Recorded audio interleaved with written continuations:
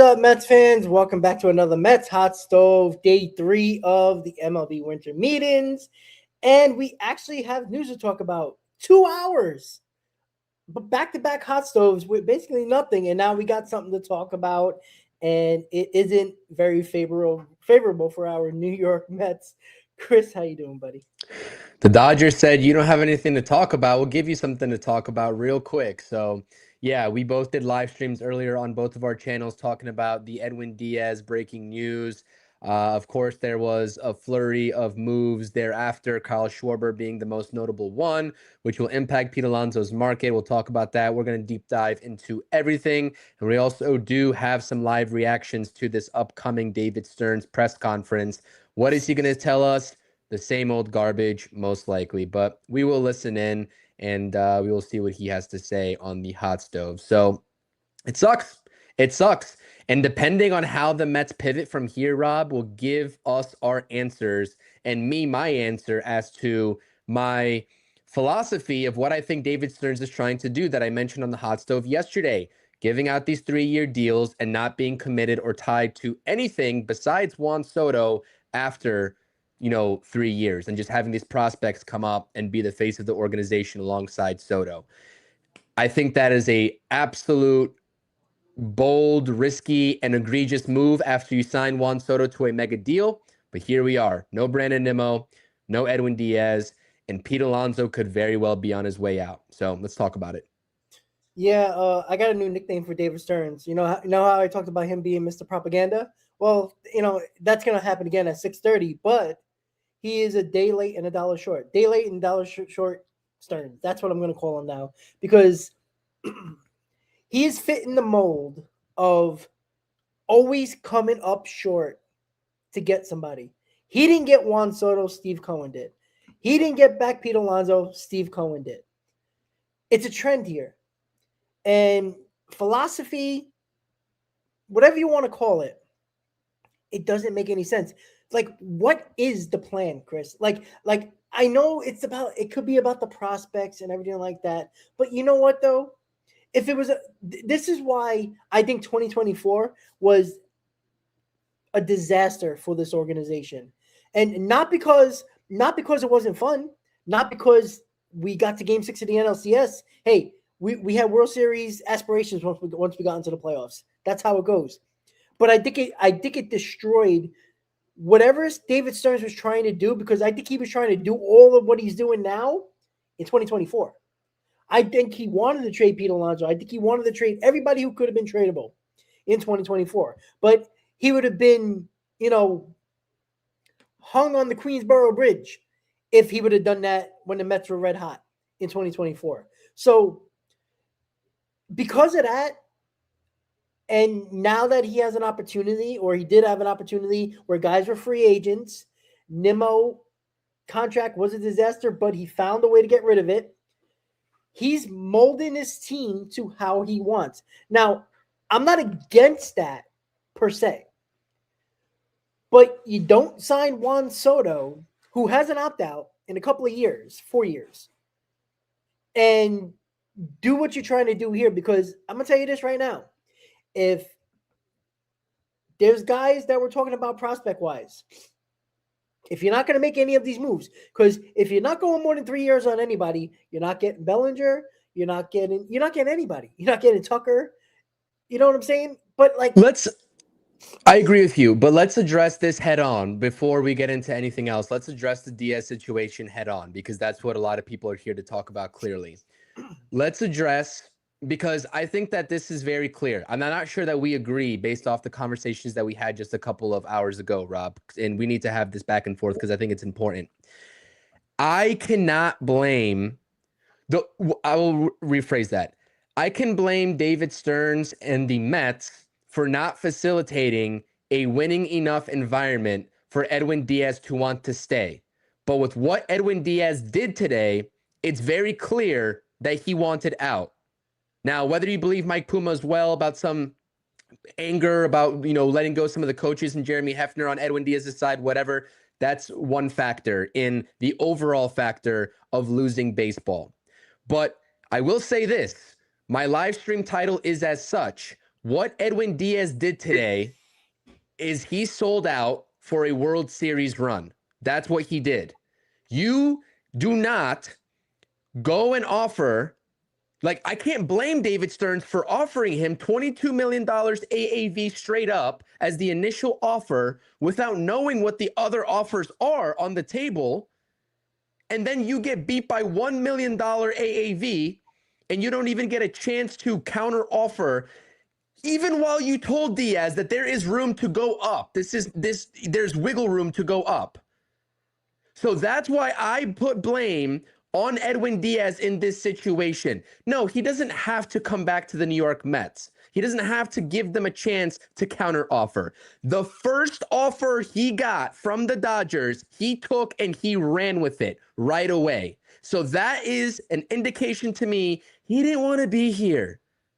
If David Stearns goes there and counter offers and matches the offer, because both offers had deferred payments, he's taking deferred payments with the Dodgers, and the Mets offer had deferred payments.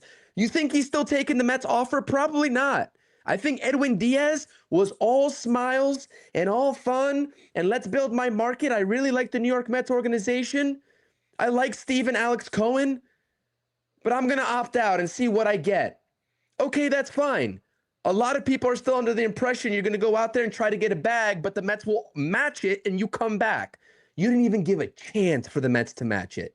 That is a two-faced thing to do from Edwin Diaz. And I am telling you, he's a sellout. Plain and simple. Yeah, I think this is perfect David Stearns. This is exactly what he does.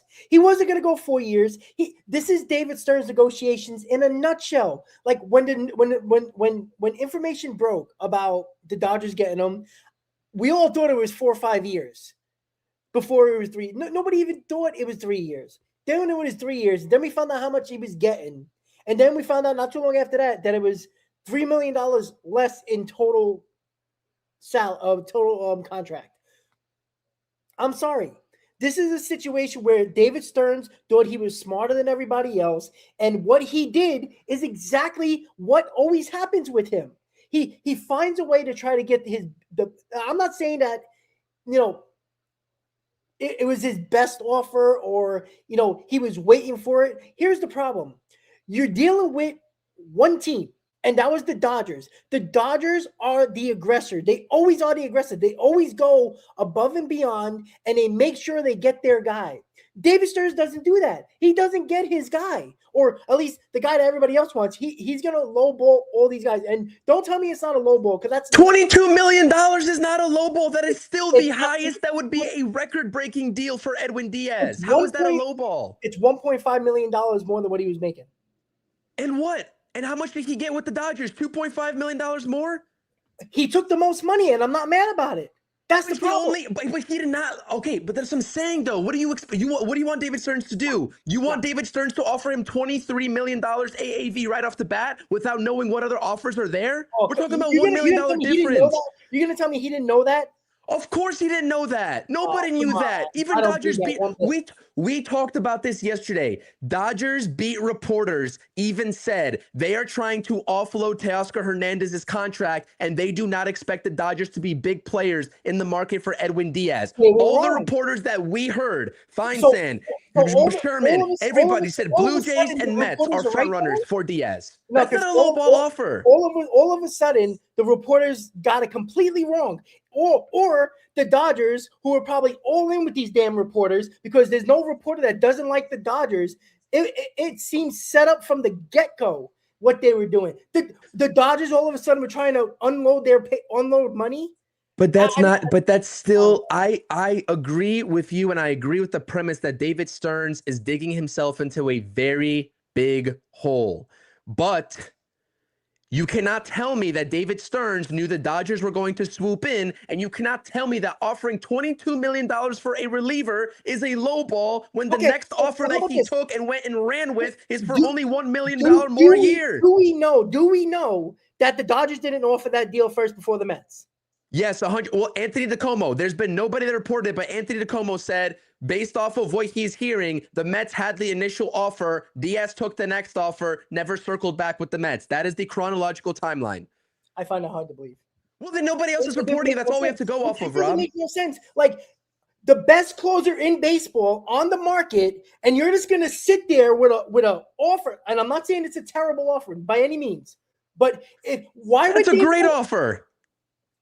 But everybody thought he was going to get 4 or 5 years. Why would an initial offer be 3 years when you're just going to sit there and he didn't be shocked by this? Somebody else is just going to not go close to what you got. And he didn't get 4 years. Did he take 4 years at the Dodgers? But no, but I have. If the Mets thought that 4 years was going to be because if you thought 4 years was going to be the minimum, a lot of us believed that it was going to be 4 years, right? A lot of us we talked about it many times. A lot of us thought it was going to be a minimum 4 years. Okay. 5, right? Okay. Sure. So you're going to start on your initial offer of 3 years, and then what are you going to do? Just sit back, relax, and let nothing happen? Like, here's the problem. David Stern should not have waited for Diaz to make a return call. What is he supposed to do then? Give him 4 years, $100 million right off the bat, and that's it? Yeah.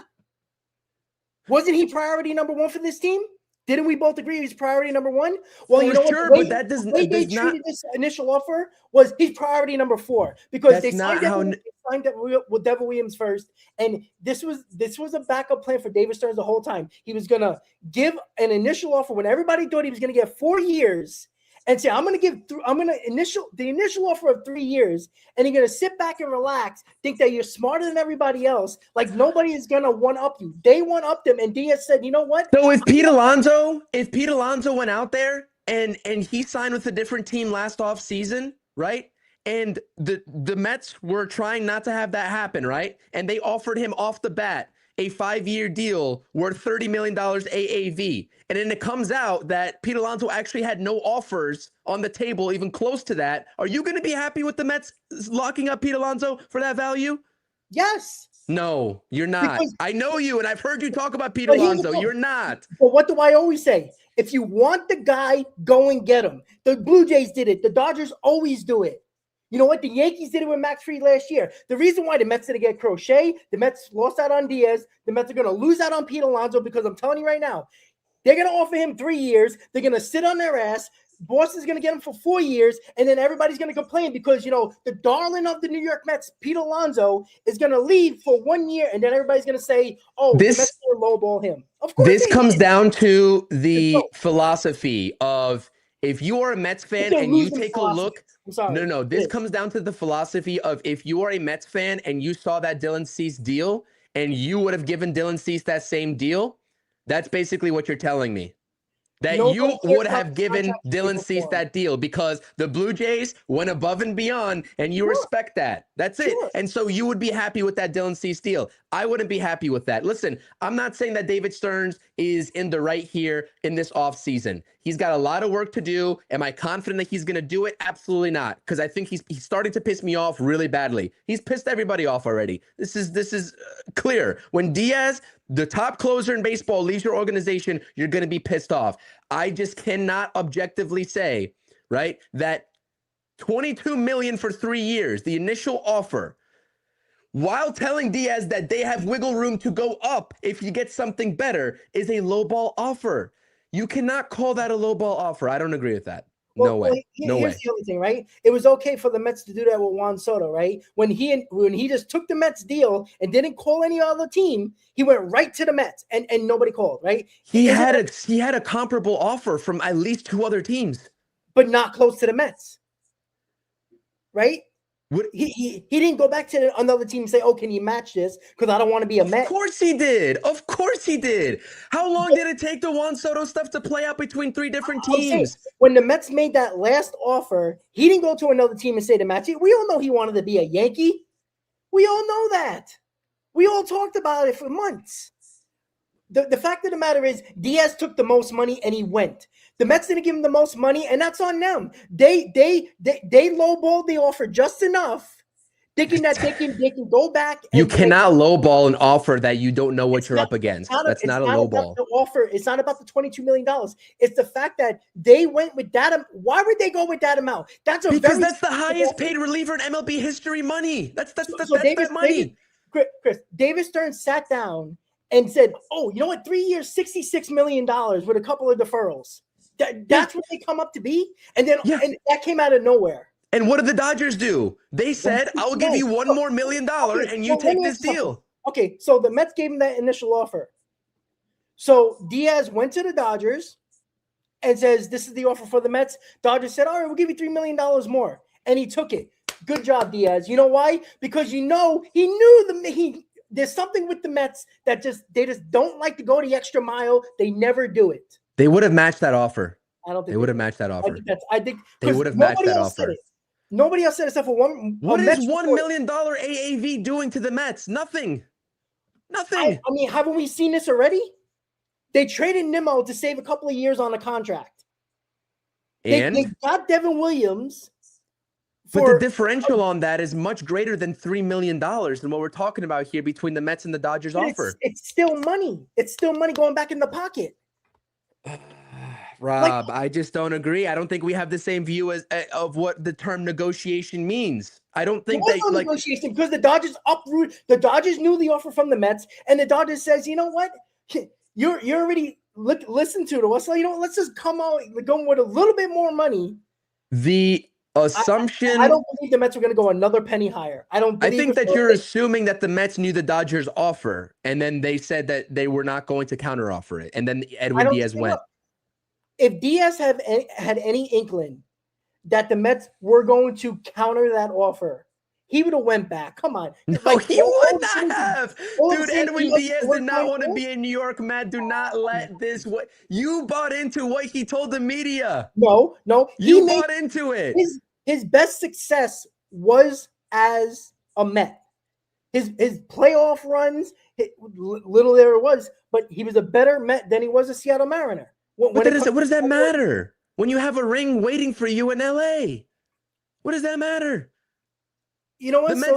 The Mets are wrong in this situation. I'll tell you what. This is what I'll say. The Mets are wrong in this situation for fostering a losing culture that would entice Edwin Diaz to leave. They are not wrong for offering him a mega deal that is highest AAV salary for a reliever ever, even still, and not getting the chance to counteroffer. Well, when Pete Alonso says the same thing, say he's a sellout too. Are you going to be okay with Pete Alonso leaving? He's going to do the same exact thing because David Stearns is exactly what he does. I've been saying this for 2 years now with this guy. He goes just enough to say he tried and never gets the right guy and gets the bigger guy. He's going to get the B and C level guys that are lesser because they're cheaper, because he ain't giving anybody more than 4 years. He probably ain't going to go more than 3 years. So that's why you're going to get Michael King. And if he's going to worry about the prospects, good luck. Maybe you get Michael King. Great. Wonderful. I mean, everybody's excited about that. Nolan McLean, King, and, you could have had everybody else that's better, but let's just go with those guys. And this is what he's going to do with Bellinger. But here's the thing, though. You want to know what wasn't a low ball offer? The Kyle Schwarber one. 3 years, $120 million. Of course. $1 million for a priority DH. I mean, if you believe in who reported that, for sure. I understand that. But you know what? Nobody came out and denied it. I'm sure, dude. I don't think David Stearns is giving anybody anything more than 3 years on this market. Well, nobody. Then, Chris, why are we having hot stoves? Because it's an absolute joke. I agree. It's an absolute joke. I'm not saying that. They could have started with 4 years. Nobody. There was not one person, no reporter, nobody. There was no reporter saying, "Oh, Diaz is going to get a 3-year deal." That's probably what he's going to be probably going to get. Everybody expected him to get minimum 4 years. If the Mets thought that he was going to get 3 years just off the bat like that, and it would have, why not go a 4th year? He's your closer. He's the best closer in baseball. He's on your team. I just don't understand. You should have started with 4 years, and it would have never been a conversation. Now, if the Dodgers would have went the 4th year and gave a little bit more money, you know what? It is what it is. Maybe he wanted to be a Dodger. But the fact of the matter is the Mets didn't want him enough. So the Mets have to go the 4th year, but the Dodgers don't have to go the 4th year. Is what you're saying. Because, the Dodgers didn't know the Mets offer. So I understand them not going 4 years when they did not have to. But why? But the Mets left the door open. I think you can agree with this. They left the door open for the Dodgers to sneak in and swipe them away. I always admitted to that. I always said that the Dodgers are going to be one phone call away, lurking in the background. Even if they would have been the same thing if they offered him 4 years. Would have been the I same don't know, thing. but I thought the Dodgers were trying to get rid of payroll. Maybe that 3 That's years what was they wanted you to think. That we both believed. great That's job. what I'm saying. And another masterclass over the It Dodgers would not looking have like the mattered. This masters. is what I'm saying, I don't know Rob, is about that that. it wouldn't have mattered if the Mets offered the 4th year. The Dodgers would have made it happen with deferred money and everything, and we would be talking about the same exact situation as right now, because if they match the 4th year, guess where Edwin Diaz is going? This is where we don't agree. I think he's still going to LA. He didn't want to be in Maybe. New York anymore. Good for him. I wouldn't want to be in New York either, the way the Mets play and the way they get treated. Boom, Right? simple. So why are we going 4 and 5 years for Edwin Diaz, who doesn't even want to be in the Mets organization? Screw him. Move on to the next guy. This is where the biggest conversation should happen: is how do you pivot, or is Devin Williams going to be the end all be all? That's what I want to know. If Edwin Diaz didn't want to be in New York, more power to him.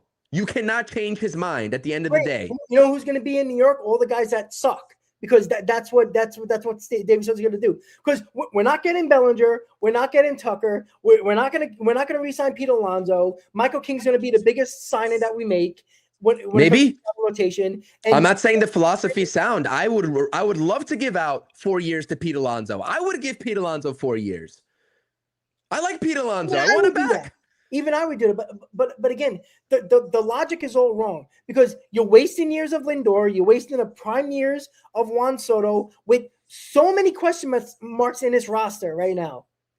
It just doesn't make sense. Now you have to, all right, you have Devin Williams. Maybe he can be your closer. And I'm not saying Devin Williams is a complete disaster. Right? We don't know that, right? 2 years ago, he was one of the best closers in baseball. So maybe he can go back to that.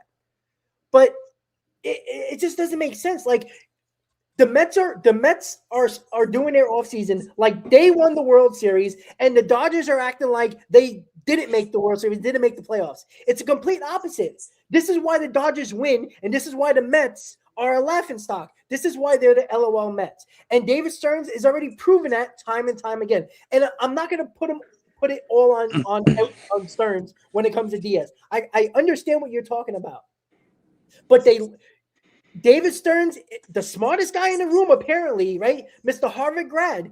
He needs to know that you don't leave the door open for a team that's not afraid to spend money. And even if they knew the offer, and you know what the Dodgers probably did? Because, you know what? Can you blame Diaz in this situation, though? Let me just say, if the Dodgers say, listen, this is where we're going, we're not going any further than this, right? We have to move on. Either take 3 years, 69, or we're gone. What if the Dodgers were gone and he didn't take it, and now the only team he's going back to is the Mets, and now the Mets are like, well, you don't have any more we don't have any more competition for you, so you know what? Maybe we won't give you that deal. You know what I'm saying? Like, I understand the Diaz logic as well, because they could have gave him an ultimatum. I mean, the Mets kind of gave him an ultimatum, maybe not, maybe, because we only heard it from a good source, obviously, that the Mets were willing to go more, but how much more? Were they just going to match it or not? Like, if the maybe I don't see. Look, the fact of the matter is, I just feel like don't leave the door open for a team that is sneaky with this type of stuff, and we've seen it. You know, like it just felt like the Dodgers set this up to a T when it came to the reporters reporting it yesterday, as we talked about, and it just felt like they were playing this game, and they were on advanced level, and Stearns was playing rookie level. That's the way it felt. I just don't like, look, I'm looking at what Martino's saying right now. Like, they didn't draw the line for Edwin Diaz. They did not say this is our last and final offer. They bid on Edwin Diaz, is what Martino's saying. The numbers that they already pre-discussed before the winter meetings even began. And they made it very clear to Edwin Diaz that there was more. So let's talk again. And then by the time that they turned around, Edwin Diaz was already a Dodger. This is exactly what Martino is saying right now per the SNY Mets account. They left the door open for him to come back and get more money. They said money is on the table for him to go to the Dodgers and have a conversation with them. They should have never let that happen. The same way they did it in 2022. He would have had a conversation with the Dodgers regardless, Rob. Regardless. I don't know. You know what? I just feel like somehow, some way, Diaz felt disrespected somehow. And I don't know if it was the contract or it was what, because I feel like David Stearns rubs people the wrong way. I truly believe that. It's clear. Like, it doesn't seem like anybody. I don't know. It just David Stearns, like, he probably always has that smirk on his face, and he always sounds like he's just the smartest guy in the room, and he continues to fail. I'm sorry. Like, you traded a fan favorite, not mine, but a fan favorite in Brandon Nimmo. Nobody said it's bad or good. Some of us say good, some of us say bad. And, again, didn't we talk about this? Nimmo, Alonso, and Diaz can all be off this team this offseason. That is a drastic change. And he needs to have a master plan to fix this.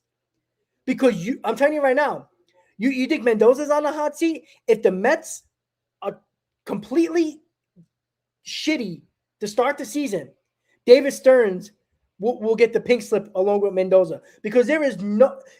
Is Cohen signing off on all of this, or is Steve Cohen too concerned about where his money going in the casino? I mean, again, it just doesn't seem like Cohen sign off at all. I mean, is it Steve Cohen's fault? Is it David Stearns' fault? Who are we blaming here? I mean, I blame all of them. I think they're running this organization to the fucking ground. Well, David Stearns is comfortable with Devin Williams being the Mets closer if it was opening day today. So yeah, well, of course he's going to say that because he signed him. That's why he's doing his propaganda 6:30 interview and says, "Hey, Devin, come on board. We already spoke to you 4 times already, but hey, come on board so everybody can say how great everything is." He's going to talk about every prospect under the sun, get Met fans excited about the prospects, just like he did at the trade deadline when he failed. You don't come on the same day, a few hours later, when things just went sour for you with 2 guys that you gave offers to, and you lost out on both of them because of years and money, or in some cases years and money, and in other cases a little bit more money, and you don't go right on SNY and start talking about it. He did the same shit at the deadline. A half hour after the deadline, he went and spilled a whole bunch of bullshit, and we know what we're going to hear again. Bullshit. Because he's not going to have Devin Williams next to him. He just signed a guy. You think he's going to make the guy feel like shit? Say, yeah, I don't really see Devin Williams as our closer. Come on. It's the only guy you got that can be a closer right now.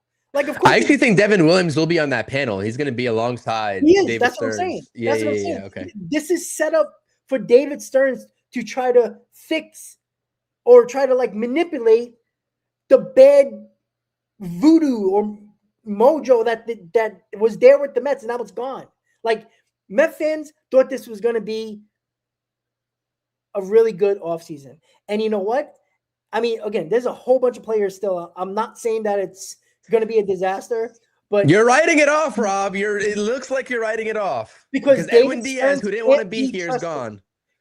David Stearns can't be trusted. I said it last year. I say it again. I said it all season. You know what? Even you started to question David Stearns not too long ago. I still do question his overall plan 100%. I'm not going to say that I don't. Chris, I don't think he has a fucking plan. Well, he might not. This plan makes no sense. It doesn't. He loves the prospects, I guess. I don't know. Yeah, wonderful. But listen, I just feel like he shit the bed. I'm sorry. He did. Like, he gives just enough of an offer to make it seem like they really tried. And then, he'll puff up his chest like he really tried. And he's gonna say they were shocked. I mean, okay, maybe you were, but you left the door open. You don't do that for a top reliever on the market. He's the top reliever on the market, and you're playing games. I don't know. He should have done better. He should have done better. I just think that he knew he had Devin Williams in his back, and I think he just didn't care enough to make a better offer initially. He should have. Everybody thought the minimum was going to be 4 years. You should have just done it. It's not the end of the world. Nobody's going to cry poor on the 4th year. If the Dodgers would have matched it, maybe it'll be fair game at that point. Maybe it'll be fair game. Because David Stearns is shaking in his boots on that 4th year. Because that's what he does with everybody. So it's ridiculous, man. I'm so fed up with David Stearns, and it just all comes together this offseason. The casino, Steve Cohen being dead silent, David Stearns, with his smirk in every interview and his stupid quotes, it's rubbing a lot of people the wrong way. And all the good vibes you got last offseason because of Juan Soto and all the ticket sales you got, I'm telling you right now, they better have something up their sleeve, man. I'm telling you, man, because they're gonna have to wait for that casino to come to have people come to that stadium. I'm telling you that right now, because Juan Soto ain't gonna be a draw if there's nobody else to watch. You can't have McLean and Michael King as your 1-2 and get people excited. And now David Peterson's on the market too, by the way. Yay. Who cares about David Peterson? Like, Oh, he's but not this next best thing since sliced bread. Get no, that guy off my team if it really that's what it takes. well, you better Anyways, bring somebody else in. You know what? Jonathan with your one pitch. Let's go. Why not? Why not, man? I'm so sick and tired. are you telling me that Starling Marte is not going to sell tickets for this team when he gets brought back on a 1-year deal? Well, Soto will be happy. Dude, I don't know. I'm just preparing to lose Pete Alonso now. I think Pete Alonso's gone. Oh, I think it's a done deal. I think with whatever, because the Orioles offered Kyle Schwarber the same exact deal that he took with the Phillies, right? They're going to take that entire, unless they are somehow in play for Kyle Tucker, they're going to send all that money over to Pete Alonso. And would you do 5 years of 150 for Pete Alonso? At this point, we ain't getting nobody else, so you might as well. But Davis, it's not going to happen. Like, I would, but David Stearns is not going to do it. So it's like the conversation is like pointless to bring up because I just don't think the Mets are going to do it. Like David Stearns must have locked Steve Cohen in a freaking closet. Like it just doesn't make any sense. Like where is Steve Cohen when you need him to step in? Because David Stearns is running this thing to the ground. Really, like you're in year 5 of Cohen, year 6 of Cohen, or year 5 of Cohen owning this team, right? And we've had a lot of disaster seasons. We had a lot of one luck season and a transition year that turned out to be fun, but it's just a couple. We have a collapse. We have underperforming season last year and probably 23 as well. 24 wasn't expected. 2021 was bad. Like, you know what? I think I agree with this from Ernest right here. He's cleaning house and Cohen is okay with it. It just feels that way, right? It feels that way. I hope so. They want, and you know what? I guarantee you, and this is not any knock on Lindor. He's really good. That's really good production from Lindor every single season at shortstop. But I guarantee you, if there was a way that David Stearns could get Lindor's money off the books too, I guarantee you he would do it too. I guarantee you. Yeah, because it feels like he is cleaning house. Because he would rather win the cheap way and him get all the credit than actually build a real team. Well, if you trade Lindor, that's not like wanting to win. That's the opposite. Can we find a team that goes with a bunch of cheap players and B and C level free agents and a bunch of homegrown guys and don't make any big moves where, and some people are going to say the Braves, but they brought Matt Olson in a trade and let Freddie Freeman go. So they did make trades to, complement that move that they didn't make.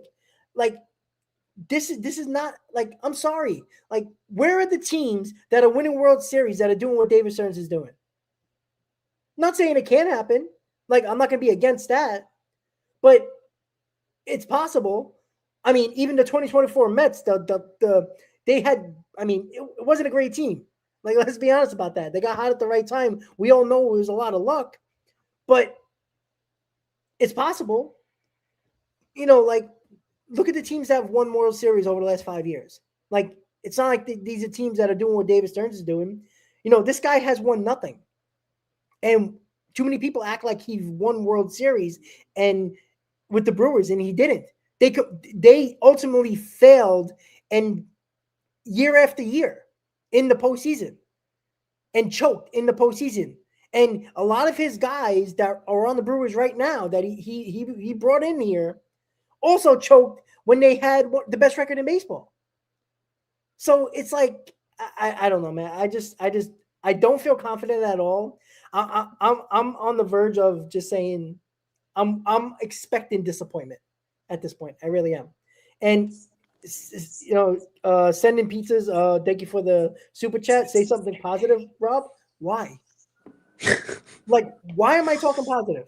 What is there to be positive about when it comes to, you know, it's amazing how Met fans are already shying away from Pete Alonso. What happens? Because you read the writing on the wall now. Like everybody just it seems like it, right? It's just out the window at this point. You know, the chat's kind of quiet when it comes to Pete Alonso. I mean, David Stearns is flipping the script on everything here. And again, he wants to make it his team. I'm not mad at him for wanting his players, but we've seen what he's done in an organization where he made his team his players. Yeah, they made the playoffs every year in most of the time a bad Central, but they never did anything. They never gone that extra mile. Now, was it because the Brewers didn't have money or David Stearns didn't want to go that extra mile when it comes to money or extra years, especially at the trade deadline, trading prospects? Like, Chris, the pathways are shrinking already. You know what I'm saying? The pathways we talked about where you can have a good offseason, they're shrinking quickly. Because I think I would say either tomorrow or Thursday, I think Pete Alonso's signing somewhere. I think he's going to be off the board. So now we're talking about who the fuck's going to be our first baseman. We're going to be talking about Bellinger. That's a joke now. Okamoto, I think he's going to cost. Like, it's going to be. Man, I hope I'm wrong, man. I really hope so. You know what? I don't even want to make any more speculation in terms of what the Mets are like really going to do in terms of major moves and if they're going to even make a major move. I mean, you know, Ken Rosenthal was saying earlier today that they're not really like thrilled with anybody. And so if that's the case, like I said, that's what I'm saying. But that's what I'm saying, Rob. I know that you don't want to hear it. Mets fans don't want to hear it. Nobody wants to hear it because that means we're not going to be a competitive team really in 2026 and maybe even 2027 because we got to wait for these prospects to come up. But like you said, I think you're starting to realize the writing on the wall maybe in what's happening here. And I hope I'm wrong. One major move means that we're wrong. He's gutting the team. Okay, why do they sign Juan Soto then if this was going to be the plan all along? No one knows. No one knows because they thought that the core that they had was going to win, and they showed that they were major losers in 2025. Here's the problem: Steve Cohen stepped in, wanted Pete Alonso back because the fans cried wolf, and he wanted Juan Soto just to get one up on the Yankees. That's what it was. And David Stearns was on the back burner because when he actually got the opportunity to bring in players, it was a fucking disaster. And he's doing the same thing now. Like, why are we like? If we're in rebuild mode, do it. But get rid of everybody. But don't say, oh, we're in on everybody. Bullshit, you are. You're not in on everybody when you offer 3 years to Schwarber and he gets 5. I'm sorry. You're not in. All right? That's just an offer to say, hey, look what we did.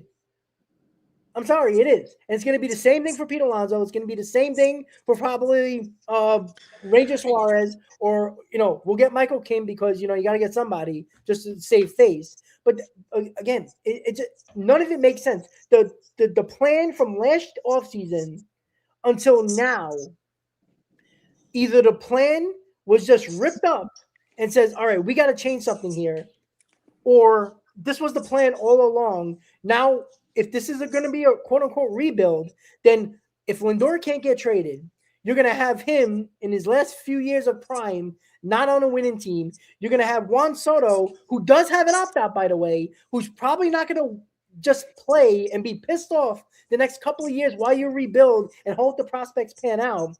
And now he's very close to opting out, and maybe the Mets will be good. Yeah, that's a bad plan. That is a bad plan. Yeah, I mean, I agree with what Pentrice is saying here, and you already said this earlier in the stream too, Rob, if I'm not mistaken. 2024, it's kind of like the Giants in 2022 when they were forced to give Daniel Jones that extension, right? I mean, then they were forced to go ahead and keep Pete Alonso. They overachieved, and the fans wanted Pete Alonso. It did more harm than good, unfortunately, even though it was a fun season. We were, on these streams talking about the NLCS, etc. I really do think that they just want to say, like, there's no way Soto's opting out of his deal. I'm sorry. There's no way. He's not. $51 million until he's what, 39, 40? He's not getting down the open market if he goes and opts out at age 30. He's not getting anywhere close to that. There's no way he opts out. No, but you know what? I think he's that type of guy that I know it's a lot of money, but I feel like if he's that pissed off, like he has no loyalty to anybody. And I think that if he wants to get the hell out of there, he might probably not. He's already won. He's already won a World Series. He's already won. He's won one. Did the interviews, the thing start yet? Because I don't know. I can't find it. Anyways, I don't think he's opting out, but I think they want to make it his team. I really do. And I think that's why they're gutting this team to make him the forefront sooner rather than later. And maybe that might be the best thing. You know, the year, you know, I know he was a rookie, but when he won the World Series, right? The Nationals made him the poster child. Yeah, he was him. Best way. I'm not going to say yes or no. I mean, they had Rendon, but like, yeah. Yeah, true. But you know, everybody knew it was kind of going to be Soto's team. Like it seemed like that's what they were trying to head for, and maybe that's the idea. Let's watch the Stearns presser. All right. Can you play it out loud? Yeah, I'm trying to find it actually. All right. I'm gonna mute. I think it's on SNY on the YouTube, right? Oh, it is on YouTube. Okay, hold on 1 second. I'm pretty sure. Sorry. Guys. Anyways, I'm gonna mute myself. So. All right. Hold on, guys. Give me 1 second. All right, guys. So. Okay, hold on. Where is it? Hold on, guys. I'm trying to find it. I don't know where the hell it is. Does anybody see it? Because I don't see it. Oh, it's not on YouTube. I don't know where it is then. I'm trying to find it on SLY. Let us know where it is. Yeah, please, because I'm trying to play it for everybody that can't actually play it. I'm looking on SNY Mets. I don't see it.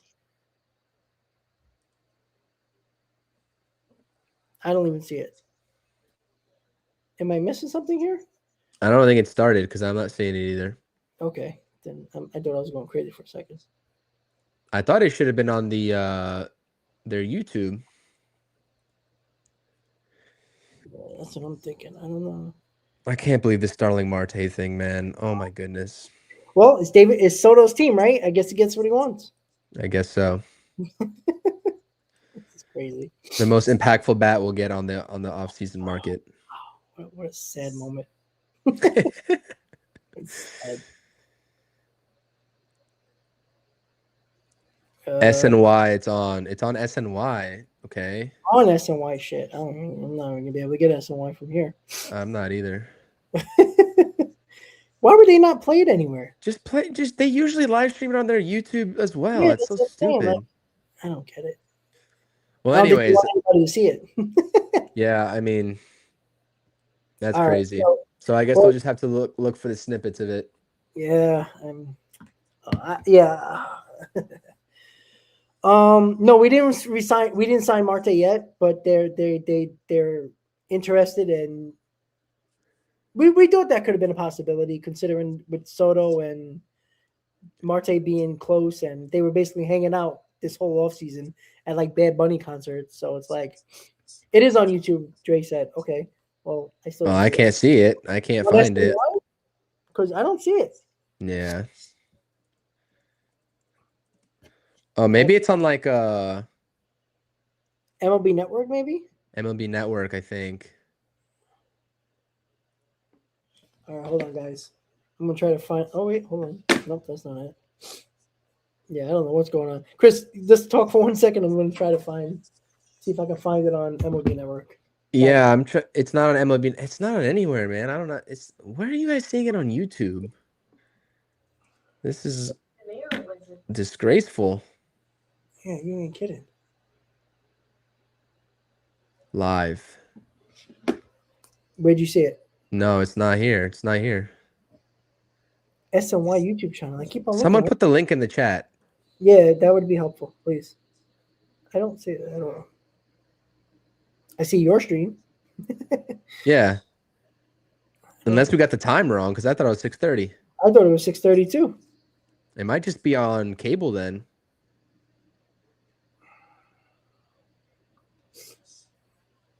Yeah. Or on TV. Yeah, I don't see it. I only see the conference from a day ago. That's all I see.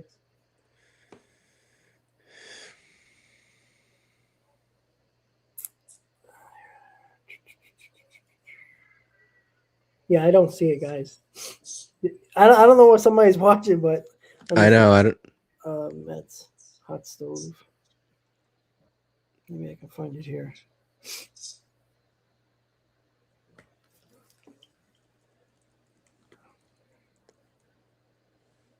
Yeah, I have no idea.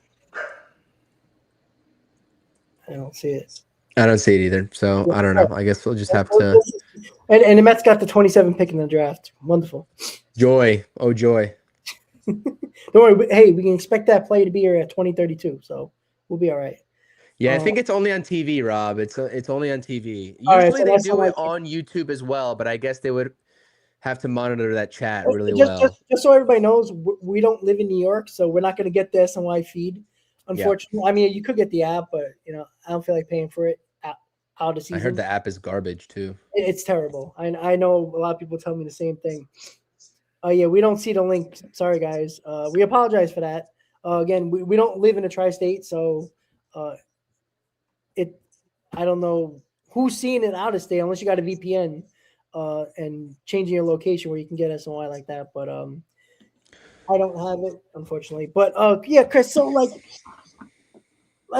I mean, I'm hoping David Stearns realize like he clearly don't care about the backlash. I mean, it started with Brandon Nimmo. He don't care about the backlash. So I guess that's a good thing, right? He's not using his emotion to do his job, and that's not the worst idea. But what if it's a down season next year? Like, what do you do? Like, Like, do you hope Sproke shows up and Tong shows up and they figure it out and now you got a 1, 2, 3 in those guys? Like, if that's what you're expecting, that's a lot of hope. And that includes Jet Williams. Because I mean, if you're not gonna spend big or make big trades, then your prospects, you're not trading them. So you're gonna hope these guys pan out. Because that's the only way you're gonna be able to hopefully win.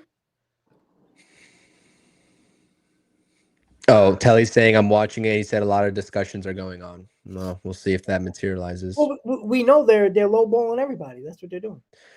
Yeah, I agree. I think that if you're going to put your faith in these prospects, I've already mentioned that that is a ridiculously bold move to make, especially with most of these prospects not being up or even close to being ready to come up, right? You have this wave of prospects in Spro and Tong and McLean who are on the verge of being ready. You have the next wave being, Clifford, Jet Williams, etc. And then you have the third wave of like Reimer, AJ Ewing, and whoever else. And it's just like I just can't see. First of all, you can't have all these guys at the major league level anyways, right? With these positions. So No. you're gonna have to find something to do with them regardless. And that's why I just cannot I'm not saying I believe in it, but I just can't fathom how the Mets don't make a major move via trade to offload some of these prospects that will be in a logjam at the end of the day. But even Like they second were of last all, year. right, and even second of all, and you also have MLB talent that we have no idea how they're going to perform in 2026, right? Everyone's saying Brett Beatty's the future of third base after a pretty good 2025, but like not a super stellar 2025. Like that's still a question mark. Let's be real. We don't know how Mark Vientos is going to bounce back. We don't know Ronnie Mauricio and what he's going to do, even though he has potential there. We all know it with the power, whatever. We have no idea what Ronnie Mauricio is going to become. So it's just a lot of what ifs, and that is the major problem. And not only that, we have already talked about it. Might be a little bit repetitive, but the timeline of it. How long did it take Brett Beatty to have an average to good season? How long? Multiple years. And that could probably be the same thing in the same case for Jonah Tong before he finally, develops Yeah. that competent fourth pitch and really hones in on his craft and is able to utilize that at the major league level. So these prospects, a lot of people are like, Jet Williams, number 30 in the MLB pipeline. He's going to be awesome as soon as he steps foot into Queens. That's a pipe dream, really, quite frankly, to be very respectful. These guys are not just going to step foot on the field and produce for you right away. Carson Bench, there's going to be adjustment periods for Carson Bench.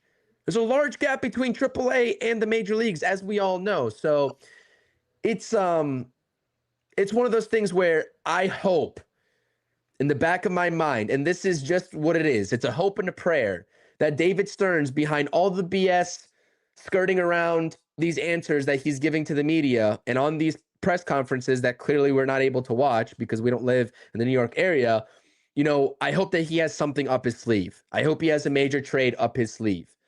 Padres are going to be shopping Fernando Tatis Jr. Scooble's going to be getting shopped. The Brewers are open for business. There's big moves to be had. Is David Stearns going to be as scared as spending prospect capital as he clearly is, giving long-term deals out to players that he wants to stop at 3 years for? So, you know what I mean? That's the bottom line. He still hasn't done it, right? This is 2 years now. He still hasn't done that move, that big move with prospects. He still hasn't done it. And that is why until he does, I don't have no faith in him, because I'm sorry, you got to have a mixture. If you're trying to win, and again, he's not saying that they're not trying to win. Like, if you're rebuilding, rebuild. If you're retooling, say it like you did in 2024. You said, we're going to retool. That's what he said, right? Transition period. He said that. So people didn't like it, but they understood it because that's what he said. So we were expecting it. Here, he's saying we're in on this guy, we're in on that guy, but you're not all in on anybody. And that was what I think it was Ken Rosenthal also said, that they're not really in on anybody, like very much. So it's like, what are you doing? Like, you're half-assed. Oh, here we go again, Chris. We're half-assing. It's a beautiful word. A lot of people talking about the Padres and Manny Machado. Manny Machado and Soto had problems in that clubhouse. It was already reported in San Diego. So if you're going to be trading for any bat of the Padres, it's going to be Tatis. And that's even still a long shot. Although imagine how nice that would be. A lineup of Lindor, Tatis, and Juan Soto. I mean, you'd probably be kissing Pete Alonso goodbye, but would anybody care? I don't know. That's actually curious. I've seen this Fernando Tatis and these rumors time and time again. But AJ Preller's going to want a haul for that guy. Yeah, you could probably package one of their relievers too, right? If it came down to it. I'm not sure if they're going to give away Miller, though. I think they've already said that they are going to keep Miller. I don't know. I think that's a long shot. I think that we both agree, especially from the offensive standpoint, trading for talent like that is more of a long shot than acquiring it through free agency. I mean, really, same thing could be said for the pitching too. It should be easier. It should be easier. Correct. But again, like we've been saying this for how many hot stoves? You can't have it both ways. You can't spend big on certain guys. I'm not saying 5 guys, but 1 or 2 isn't going to be the end of the world. And you also can't trade prospects for big talent. If you don't do either, what are you doing? Like, you go again. You're going to be in the B and C level, maybe even C, D level, a level of free agent trade possibilities that aren't very good. I'm sorry. People that are taking 3-year deals either had a bad season. Oh, by the way, Devin Williams, and guys like that are reclamation projects that haven't been good in years. That is not Edwin Diaz, though. Understandable. That's why that deal is so weird. Like, nobody was talking 3 years at all. Like, any report, everybody was expecting 4, possibly 5. We know he was looking for 5. And, even we scratched our heads like, 5, okay, great. We want Diaz. 4 years was like, all right, that's probably the golden goose of what you could expect. So that was weird. I don't know why that transpired that way. And, maybe the Dodgers and the Mets know something that we don't know about Diaz, right? Who knows? He is coming off an injury 2 years ago. Maybe, I don't know. Maybe is some type of analytical or some type of technology that's saying that Diaz is going to digress, and that was why nobody went more than 3 years. I don't know. Again, we'll probably never know. But it is weird how it transpired that when the Dodgers signed, I think we could all agree, right? You were live. I was watching you while I was at work, and I was trying to get home, and I'm thinking to myself, well, we didn't know the deal yet, and I think we all thought it's got to be 4 or 5 years. Because then you can understand, all right, I don't think the Mets were going to do it. Because then the 4th to 5th year was going to get to the 80-plus range and the 100 range for the 5th year. then we could have had we probably would have both agreed. It was like, yeah, I don't think the Mets were going to go do that. And it was just a weird situation with the Diaz thing. Like you don't see great, like even Kyle Schwarber, a prominent DH. That's what he is. Gets 5 years, $150 million. Like that's a ton of money for a DH. I mean, he's productive as hell, but he is only a DH. That back goes, you got a lug on your roster, a freaking, a big log on your roster that ain't doing anything. With Simeon, I know that's a whole different story, but he's going to be a good defender if his bat doesn't play. Schwarber's back goes, you're in trouble. So, like, I don't know. I'm sorry. Dola, I'm sorry. I had your super chat up, and I was just, ranting like I always do. Do you guys think that Stearns knew ahead that he wasn't going to re-sign Diaz? That's why he got Devin Williams. I don't know if the Diaz situation even like got to the point of offers. Like, we don't know when the Mets offered Diaz that initial contract. It could have been 2 weeks ago, right? We don't know.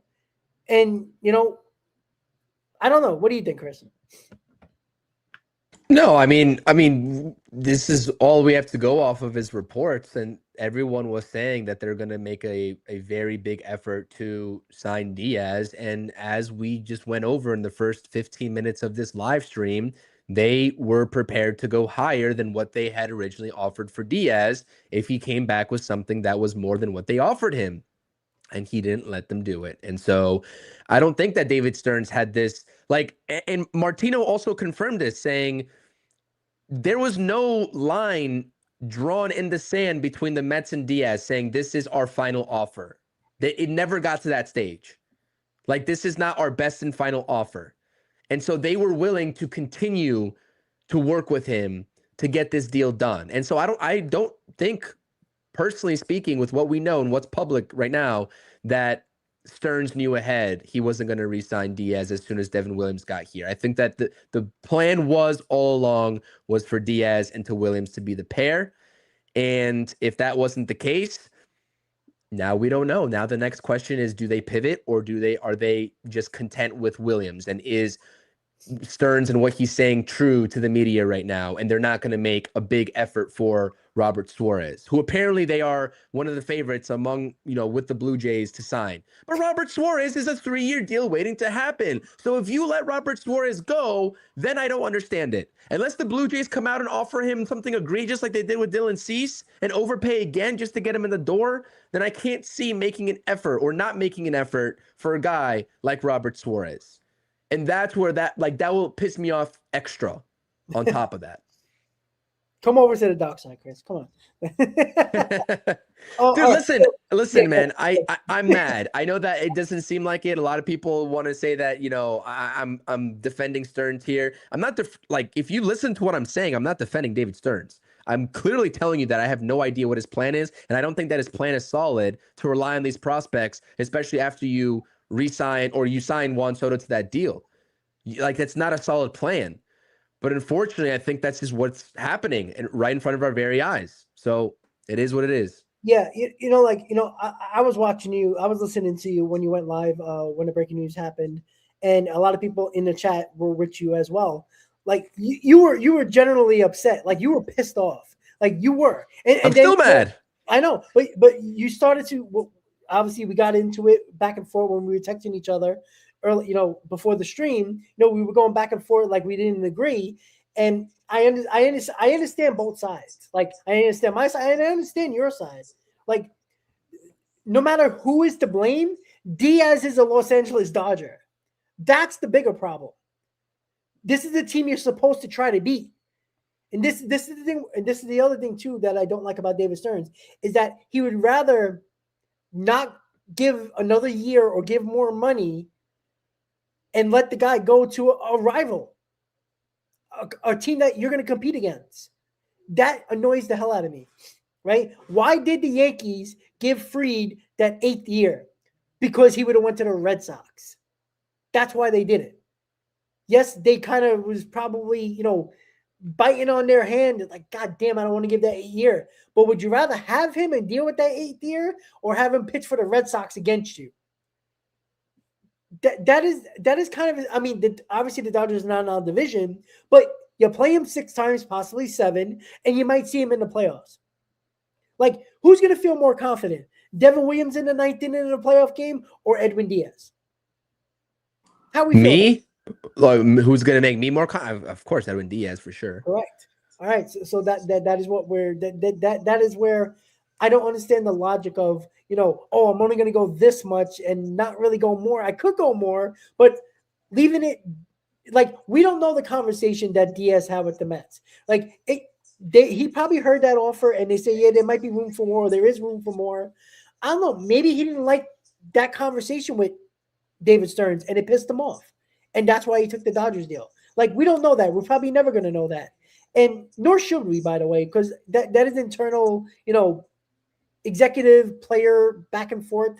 And that is something that is kind of sacred. Like, you don't talk about that stuff, at least until if the reporters find out. So I don't know. Like, I want to actually, since we're talking about, relievers and what the Mets are going to do, you did a video about Trevor McGill. Yeah, I did. That is interesting because that you can package Peralta and McGill. Now, again, I don't know what the hell we don't know the plan of David Stearns with these prospects, but we sure have a hell of enough guys to make that type of trade. Now, if you do a Peralta McGill trade, you kind of look, that's our 8th and 9th, and you also get a starter that's an ace. Now there's a plan. Now there's a foreseeable plan to what they're trying to do this offseason. Now, at the end of the day, you got a rental in Peralta, but you could do a lot worse. But the concern is, are they going to do that? Like, I didn't catch your video. I know you put it up there. I didn't watch it yet because I usually, watch it while I'm trying to fall asleep and go to bed. But I usually watch it because, Are you saying I'm boring, Rob? No, I support my guy. Listen, I'm I kidding. I'm support- kidding. I I'm kidding. support I'm my kidding. guy. Like if I don't get it while I'm laying down in bed, I'll listen to it at work. No, I feel you. I You know what feel I'm you. saying? So like I didn't get to listen to it because I was trying to put everything together for the streams. But yeah, like I don't know your reaction towards it. Do you believe it? There's the Mets seem like they're in on everybody, partially, mostly. What are your thoughts? I would love to believe it, and I would do that package in a heartbeat. Yep. I just can't fathom from the Brewers' perspective why they would let McGill go in this deal. Like, why would they not? Like, why wouldn't they just trade Peralta straight up rather than? The only thing I can think of maybe is you would entice other teams to actually give up what you want for the value that you set Freddie Peralta at, because apparently it's like astronomically high of what they're valuing him at and what they want in return. So you kind of sweeten the pot there, but like Trevor McGill is not a guy that you just throw in. You just don't throw that kind of talent in there. So I don't think it's going to happen. I can't buy it because Milwaukee's a win now team with what they just did last year. But Let's they be always real. find ways to win no matter who they plug in. Like that's the good part about it. Like with them. And who's their other reliever? Uribe, I think his name is. Who's also just super talented. That's a nice 8-9 punch. I forgot his name. He's really talented too. I wanted to ask you, Abner Uribe. They have him still to close games if they do let go of McGill. But McGill has 2 years of control left, Rob. Here's the thing. Maybe they're not getting what they thought they would get for Peralta because he's a rental. That's plausible too. Because I don't think Peralta is going to get traded until Skubal gets traded or doesn't get traded, and they kind of get clarity on that front. Because maybe they're just not. They thought they would get a good amount for Freddie Peralta, and maybe they're getting not what they thought they were going to get. And they said, okay, well, if that's not going to be the case, we'll get more if we throw McGill in the deal because he has 2 years of control. That's the only thing I can think of because there's no other logical explanation. But the Brewers do weird things. And, they get rid of Corbin Burns like it was nothing. And they have best record in baseball, 2 years later. Like, it's crazy. It makes no sense. But it works with them. Like, no matter who they plug and play, it works. Like, they traded Devin Williams, and then Durbin was a big part of their success this year. Yeah. Like, it's crazy. Like, I don't know how they do it, but it works. Well, I mean, maybe they are confident enough in trying to replace McGill that they are willing to throw him in a deal just to get rid of Peralta because they know they're not giving him the extension. And they know that a team like the Mets has the pitching talent that can be MLB ready in 2026 to just slot right into their rotation behind a guy like Woodruff. You're talking about Brandon Sproat, and unfortunately, you're also talking about Jonah Tong. So there's going to have this whole conversation again. Are you willing to let go of Jonah Tong in a package deal that includes Peralta and McGill, right? And so the prospect huggers, if you are one of them and you are also complaining about the state of this team, I don't know what to tell you. You're going to have to, figure something out because it's clear David Stearns is not spending on these free agents. So I would do it. That solves 2 holes immediately for the New York Mets. It's just that, I think that in order to get that deal done, you are banking on being out on the Scooble sweepstakes, like we've mentioned in previous streams. And so that also leaves the door wide open for the Dodgers to go out there and trade for Scooble. And if that happens, I may not even watch a single game of this upcoming MLB season. I'm not even lying. Not even lying. Yeah. I mean, yeah, I don't know. It's weird though, because something happened. Oh no, I'm sorry, guys. No, I'm sorry. Somebody just texted me something about something. I'm sorry. I saw it pop up. I'm like, uh-oh, what happened now? The Mets screwed up again? Yeah. I'm kind of speaking. You know what? Devin Williams just said, this is how much the Mets really thought that Diaz was coming back, and he just snaked them, right? Devin Williams on Diaz's departure. If I was a betting man, I thought he was going to be a Met. They all thought he was coming back. Everybody thought he was coming back. At least coming back to get that final offer and that matching offer. And he never did, which is why the live chat that I have right now, and I'm asking people, who are you more mad at, David Stearns or Edwin Diaz? I'm not, you can be mad at David Stearns all you want. Let's not make excuses for Edwin Diaz here either. He snaked the New York Mets. And if that doesn't piss you off, then I don't know what to tell you, because I'm pissed off with Edwin Diaz. I really am. That's like a KD equivalent move of going and joining the Warriors, dude. It really is. I feel like that. Yeah. That's true. But you know what, though? At some point, not with David Stearns. Oh, look. Hold on a second, guys. David Stearns on MLB Network. You want to listen up to it? Or toss it on. Why not? All right. It looked a lot like the listen up, guys. Who was the best, if not one of the best. Can you guys hear it? Relievers in all baseball. So we're thrilled to be able to bring him in. We know he's the type of guy who can go get you the last 3 outs of the game. He's proven that. He's proven that in big spots, in pressure situations. And so we're excited to bring him in. I think for us, it was great to see a guy who went through the ups and downs of New York and was really excited to come back to New York. And that was exciting for us to see, and we're thrilled that we were able to bring him in. You've already made a big trade earlier on, getting rid of a fan favorite in Brandon Nimmo. But I want to talk about the guy you got in Marcus Semien. Why was he so intriguing to you, and what are you looking forward to having him in 2026? A couple of things about Marcus. The first is he's one of the best defensive infielders in our game. He's still one of the best defensive infielders in our game. We got to plug him into a position where at times last year defensively we weren't as good as we needed to be. The second is we still think there's more in there offensively. We think there's some things that he's working on, that he continues to work on, can get closer to who he was just a couple of years ago, where he was one of the best all-around players in the game. And then finally, we're bringing in someone to our team who cares a tremendous amount about winning, who knows how to work, and we think adding that type of winning presence to our clubhouse can only be a positive. Let me dive into that a little bit more in terms of Marcus offensively and what you saw there, because aging curves for mid-30s middle infielders, not great. Why do you make this bet that he can get back to that all-star level? Yeah, I think as we can evaluate hitters now, there's so much information about how their swing is working, and the granular information about what they're doing with their swing now that maybe was a little bit differently than they were doing a couple of years ago.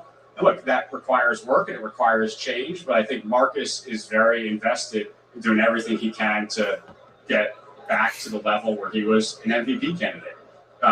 Yes, aging curves eventually catch up to everyone. We know that. But I also think there's more in there than maybe we've seen from Marcus the last couple of years. Yeah, that's a good player, right? And all around the game, it's a good dude, it's a winning player. But that's a gutsy trade, right? Why? Why Nimmo for Semien?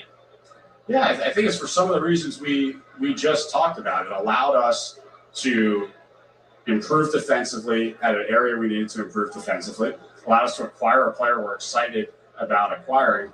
And then we also have a lot of outfielders coming in our system behind Brandon Nimmo, and this allows us to free up some space for them. And so when we talk about guys like Carson Bedge, when we talk about guys like Ryan Clifford, Jet Williams, A.J. Ewing, some really talented players who are right on the doorstep of the major leagues, to be able to open up some space in the outfield over the next 5 years, we thought was important. This is one way to do it. I want to just get, in case we just jump in. You're a Met fan, right? So you understand the Met fan base. So now Nimmo is traded, again, homegrown guy, great attitude. Pete Alonso is still out there. What is your mindset? How dispassionate can you be, or not dispassionate can you be about fan favorites in the Met fan base? Yeah. So I think fan favorites, what players mean to our fans, what players mean to the organization, has to be part of our decision-making process. It cannot be the exclusive part of our decision-making process, but it has to be part of it. And I absolutely understand our fans are going to get attached to players who have performed in big markets. That's the point. That is the point.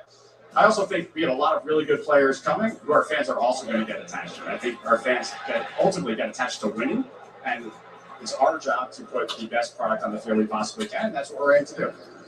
Well, when I look at that rotation coming up and so many good young pitchers that came up at the end there, but Nolan McLean really stuck out. I mean, just really efficient in the zone, felt like his confidence was at a level that he could pitch up here.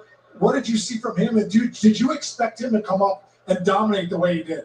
I think we saw incredible poise. Yeah. I mean, that was the most notable thing we saw. We knew he had the stuff, and I think the league knows he has the stuff. To see someone come up in a pennant race in New York with that level of poise, he was basically pitching at the front of our rotation at the moment we called him up and did an outstanding job. So the ceiling for him is incredibly high. It's very exciting where he is in his career, and to see him hopefully for a full season at the major league level now, I think he's going to continue to open a lot of eyes.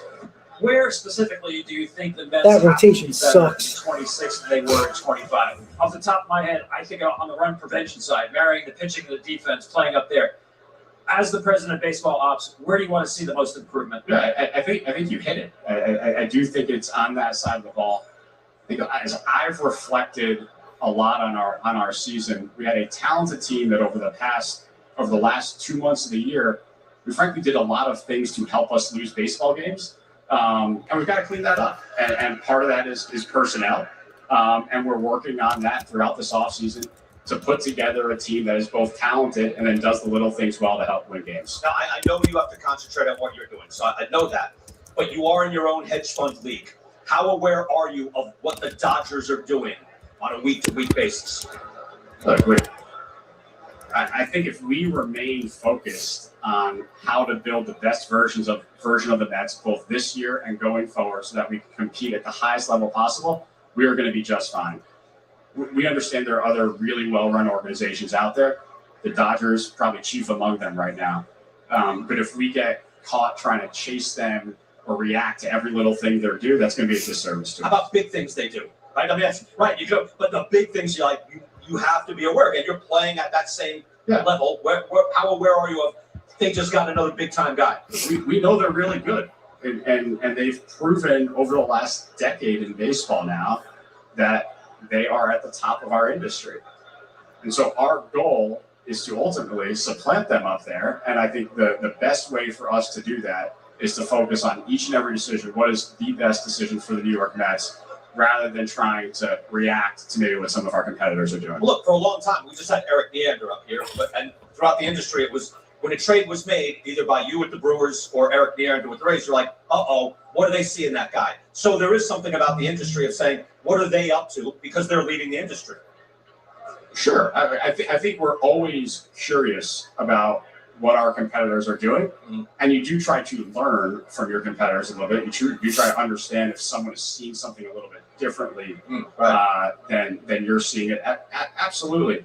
I think there's a difference between doing that and then becoming reactionary based on what one or two teams are doing ahead of you. Okay. I'm just wondering, does he have a Dodger dartboard that he's You're just peppering me with questions, and I think he's, saying that you got to focus on the Mets process, and stay in their lane. He should be completely obsessed, like chasing down and hunting the Dodgers.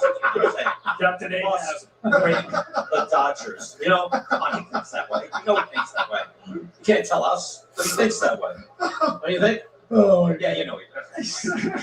David, good luck in the offseason. Appreciate it, guys. Thank you. All right, guys. So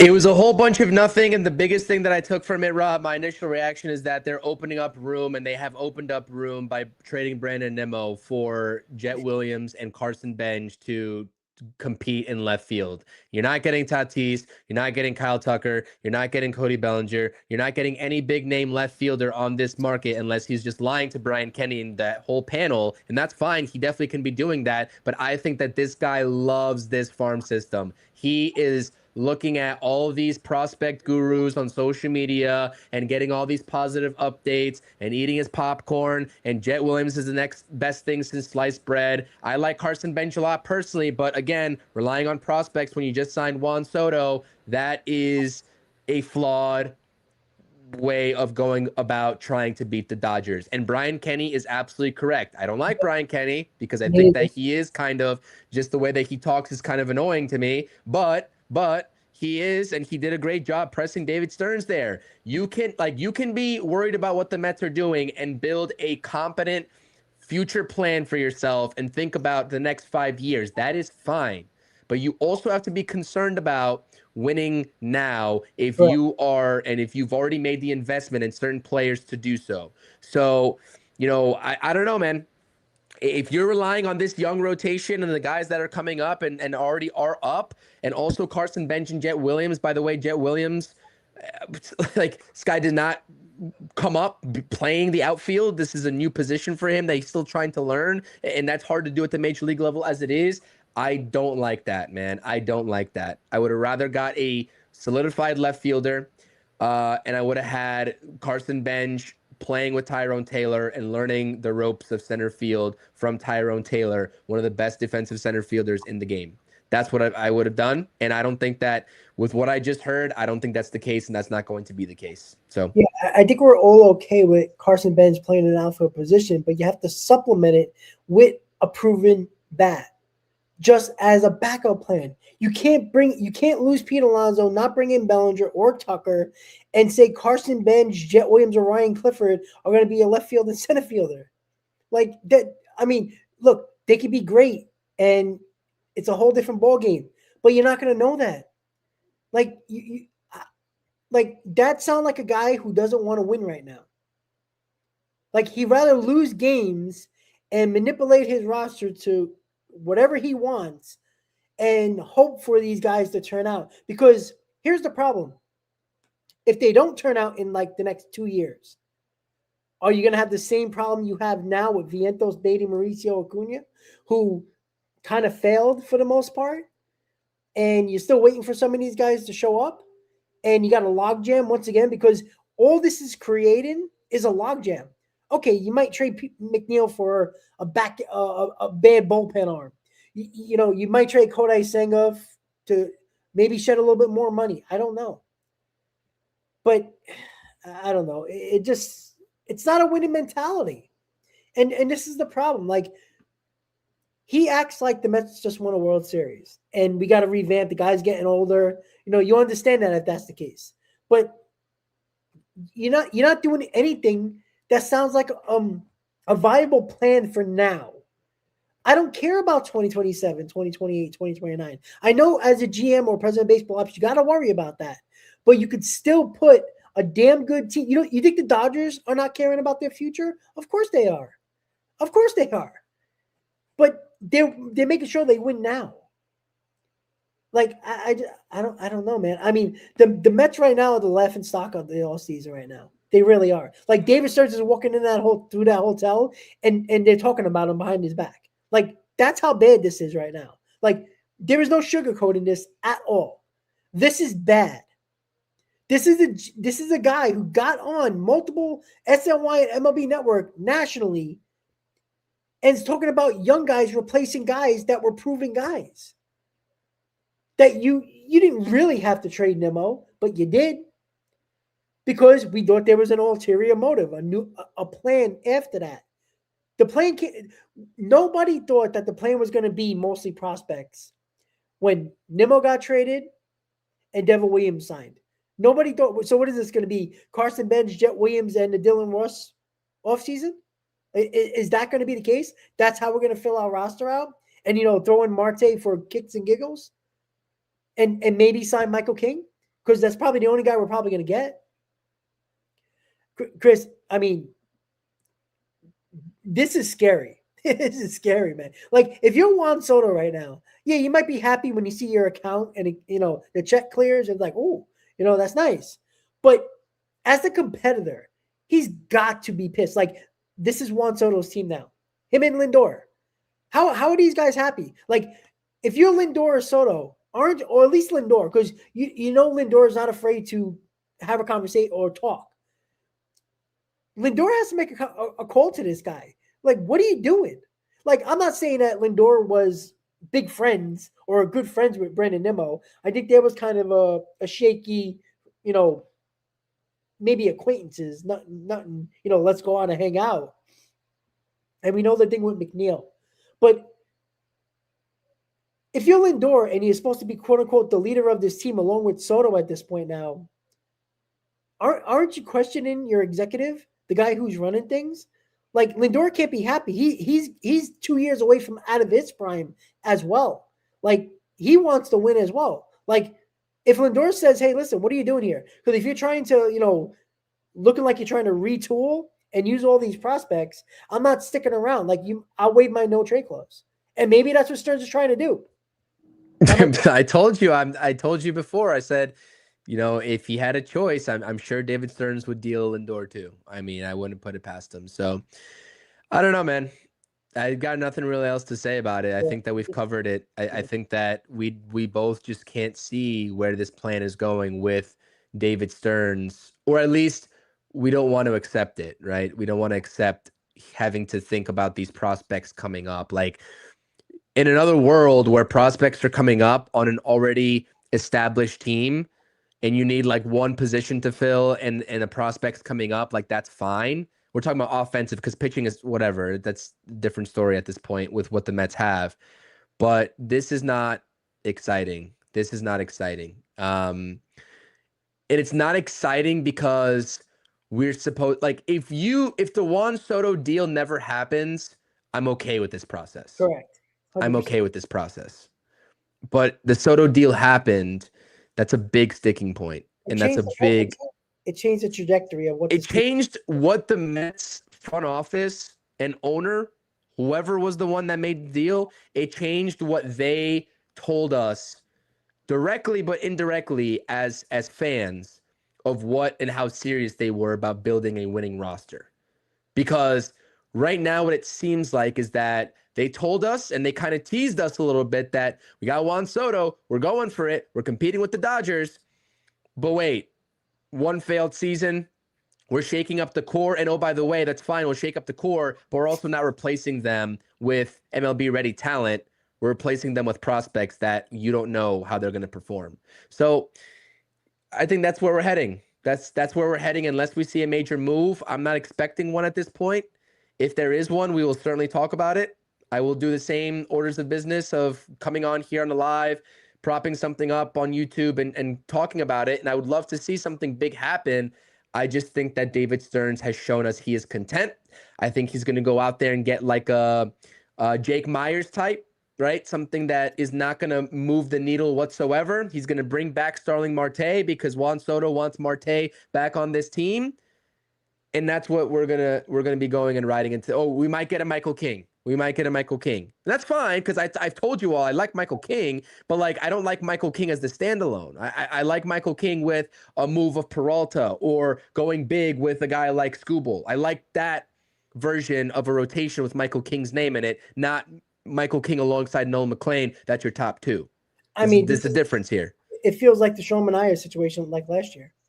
Like, oh, Yeah. Sean Manaea, a big move, and that was it. Like, and then it was a bunch Griffin of Canning, yeah. I agree with Patrick here. I'm going to put the comment. The entire fan base is being gaslit in real time. It feels just like that. It really does. Like, because only a couple of weeks ago when David Stearns was talking, it seemed like he was really in on doing big moves. Like he was saying, "Oh yeah, we're really focused on." Because remember, one of the first hot souls he did on SNY, they had a conversation. They spoke to him in an interview, and he said that we're looking at the top of the market for starting pitching. We're looking at the top of the market for outfield after the Brandon Nimmo trade when he spoke. So he said that. So what changed from 2.5 weeks ago or 2 weeks ago to now after the Nimmo trade? Like, that's what I don't understand. Like, he's talking two totally different, like, plans. One was top of the market for outfield and pitching. Now you're talking about prospects and nothing else. That's his whole conversation right now in that last interview. Like, Yeah. how does the plan change in 2 weeks? That's what I don't understand. I just saw someone put the Joker meme on Pat Ragazzo's tweet saying that they're interested in bringing back Marte. That's kind of like where we're at right now. It's like the Joker just like hysterically laughing, like we're all gonna lose it, man. Yeah, that's the state of being a Mets fan right now. That's funny. I mean, all you can do is really laugh at this point. I mean, I hate to say it, we devote so much time talking about this team. We love this team as much as the next person, but it's frustrating, and that's really it. So I say we get some rest, regroup. If anything comes on, we'll talk about it, and then if not, tomorrow's last day of the winter meetings, Rob. So Thank God. Like, I need a break from this lack of movement from the Mets. So, Chris, are you any last words before we cut this stream? I don't have any final words. I think we've said a lot already. It's not quite the 2 hours that we took the time out for yesterday, because I think yesterday when we were doing the stream, we were holding out hope that something bigger was going to happen for the New York Mets, like an Edwin Diaz re-signing, etc. I guess now we just wait and see. I am fully under the impression of Pete Alonso leaving this organization. I released a video a little bit ago, I think an hour before we went live on this stream, talking about, what Feinstein was saying about the Mets not wanting to go past 3 years for Pete Alonso. Fully expect him to leave. That's about it. And we'll see. We'll see what the magnitude of moves from David Stearns is going to be, and that will give us an indication of how much he's going to utilize these prospects in 2020, 6 and beyond. And like I said, I'm all for prospects. Like, I'm not going to diminish any of these prospects. They can pan out. They cannot pan out. But I think it's pretty ridiculous to rely on all these prospects. It should be a blend. And right now, as it currently stands, the New York Mets have gotten worse on paper. I think we can all be objective about that. The Mets have gotten worse by trading Semien for Brandon Nimmo and by basically swapping at this point, until further notice, Devin Williams for Edwin Diaz. On paper, we are worse than where we were at 2 weeks ago. So, yeah, we'll see what happens. I will bring you all the latest news. I can still see a deal for like a Eugenio Suarez type happening. I really can see that. If David Stearns is just going to toss out these 2 to 3 year deals, people won't like it. I would like it if it's alongside another big bat. If it's a standalone, if that's the big move and bringing back Marte is all you're going to do, I could care less. I don't think we even need a Eugenio Suarez at that point. That would just kind of be like, what you say is just kind of saving face and just saying, oh, well, we did something. Yep. And so, if you're going to commit to a plan, don't half-ass it. You know what I mean? I've been saying it for 2 years. If you're going to commit to this plan of the prospects and telling us that Tong, McLean, Sproat is going to be here, Scuball might be available, you're not even going to attempt to do it because you believe in these 3 guys to be a top 3 duo in 3 years' time. If you believe that Benj is going to be fantastic and Jet Williams is going to be a starter alongside Benj and these other guys around the diamond like Brett Beatty is going to be here for the long haul, you commit to that, David Stearns. You put your I would like to say money, but there's no money involved there. You put your prospect belief where your mouth is. Yep. And I don't want to see Eugenio Suarez on a 2-year deal, right? If you're not going to actually make this team better as a win now team, because he doesn't move the needle. There's no reason to spend and waste millions of Cohen's dollars, right? If you're not going to go for the whole damn thing. So be consistent. That's all I'll say. Because right now we're kind of teetering back and forth of let's put a half-ass product out there in 2026 while also believing in these prospects. So Well, I do see the vision. I will say, not many people like to hear this. It takes a little bit of patience. I do see the vision with the prospects. That just means you're wasting out on years, like you said, of Lindor and Juan Soto. And that's the bottom line. So that's it for me. If there's anything that happens, I'll go live. I'll do a video, whatever. Keep an eye out on. If you haven't subscribed yet, make sure to subscribe, hit the thumbs up, and we'll see you all tomorrow. yeah, and my final thoughts is with this is just the fact that there's no direction. And I think that's why a lot of us are mad. Look, we can be upset if Stearns wants to go one direction or the other. Like, let's go with the prospects, see what they got, and go all prospect ridden and see what they got, and hopefully it works. Or have a big offseason with signing in trades. Like, pick one. I mean, you should be doing both in a mixture, but he doesn't seem to want to do that in a mixture. So the problem is he's not picking either. And 2 weeks ago, he talked about top tier free agents and top trade market guys.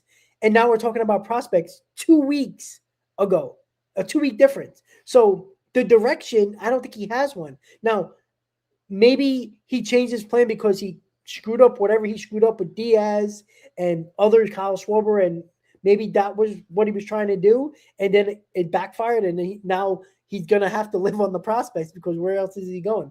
So there's no direction, and that's the problem. Pick a direction, and I'd be okay with that. I might disagree, but pick a direction. I'd rather you be adamant this is what you're going to do than, like Chris says, and like I've been saying for 2 years, half-ass in deadlines and half-ass in off seasons. Because when you half-ass one of them, you got to do a lot more, either in the trade deadline or in the offseason, to get your team whole and better. So that is it, guys. So I would say keep your head up, but I'm lying to you. Like, I'm not saying anything positive at this point because, honestly, he doesn't deserve any positivity. And I'm sorry if this is a negative, opinion, but it's a fact. And we're not going to bullshit you. And we're going to tell you how we feel. And if it's negative, it is what it is. So thank you guys for tuning in to day 3 of the winter meetings. We'll have one more of these streams tomorrow. Again, we're not expecting anything. Hopefully we'll have Pete Alonso be going to the Red Sox or Orioles to talk about because he ain't coming to the Mets. But we have one more stream, day 4, last day of the winter meetings, for a final hot stove for the winter meetings. And, of course, any breaking news, any information coming out, we'll both try to have it for you on our respective channels, and we'll go from there. So have a good night, guys. Enjoy the rest of your night, and we can say let's go Mets. I mean, that's what we Let's go Mets. Let's go Mets. We still love this team. Let's go Mets. Yeah, definitely. Ooh, all right, guys. Have a good night. See you later.